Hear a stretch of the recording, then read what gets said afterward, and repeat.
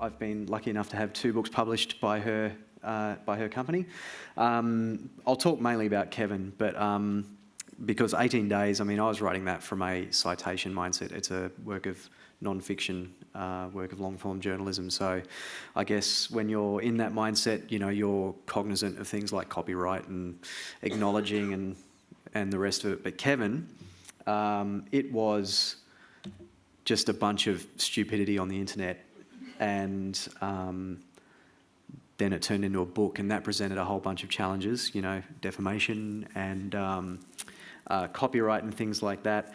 I often wonder, would Kevin have happened if we were writing it as a book rather than as a series of tweets? And almost certainly it wouldn't have, because it's an internet project.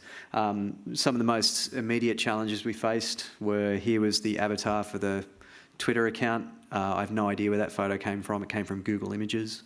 So obviously that couldn't be used on the front page of the book. So we commissioned a cartoonist mate of ours to donate a probably not copyright infringing version of the photograph.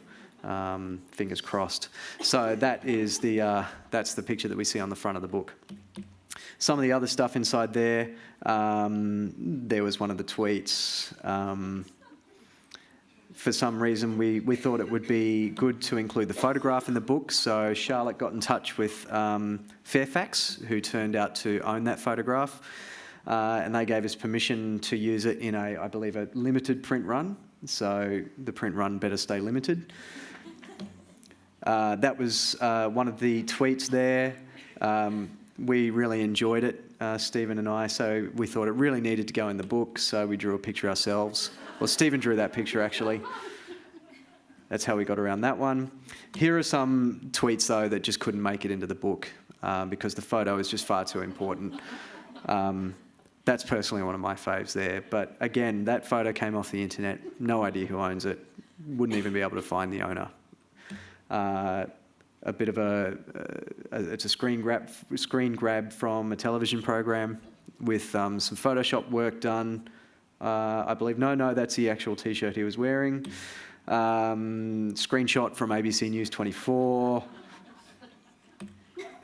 I believe that came from Bill Shorten's Instagram account.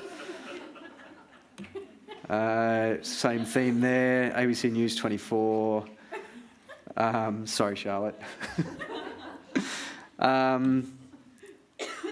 But this one here, I'm actually not sure if Charlotte thought about it, or maybe she did think about it like I did and decided not to think about it.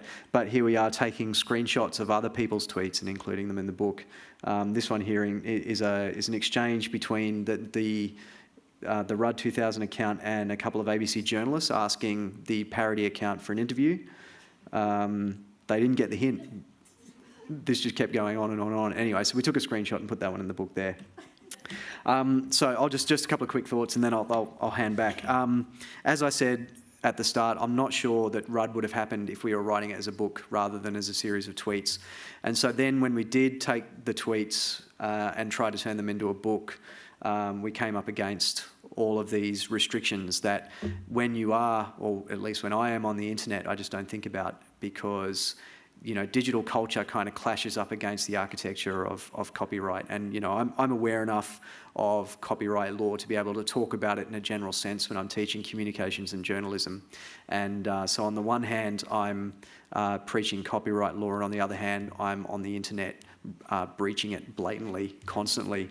But that is, as we all know, how the internet works. It's the copyright Wild West.